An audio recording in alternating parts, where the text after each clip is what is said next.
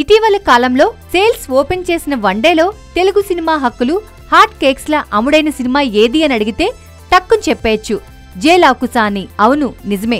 ఎన్టీఆర్ తొలిసారి త్రిపాత్రాభినయం చేస్తున్న జై లవకుశ సినిమా థియేటర్ రైట్స్ ఉభయ తెలుగు రాష్ట్రాలకు కలిపి 70 కోట్లకు అమ్ముడైపోయాయి. పైగా దీనికి జీఎస్టీ అదనం.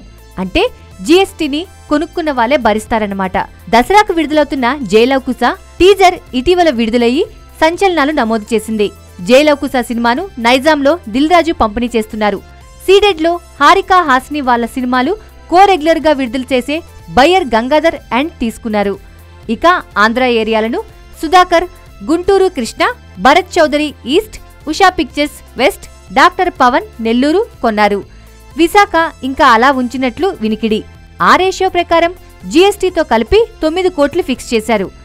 ఈస్ట్లో హైయెస్ట్ ప్రైస్ 6 కోట్లకు పైగా చెల్లించారు.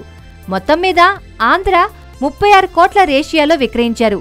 సీడెడ్ 13.5 కోట్లకు, నైజాంలో 20 కోట్లు, అంటే మొత్తం జీఎస్టీ కాకుండా 70 కోట్లకు విక్రయించారు.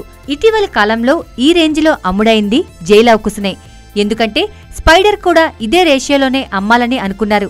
కానీ జీఎస్టీ అదనం అన్నది లేదు. అలాగే ఆంధ్రాలో ఎన్టీఆర్కు ఉన్న మాస్ ఇమేజ్ మహేష్కు లేకపోవడం అన్నది చిన్న మైనస్.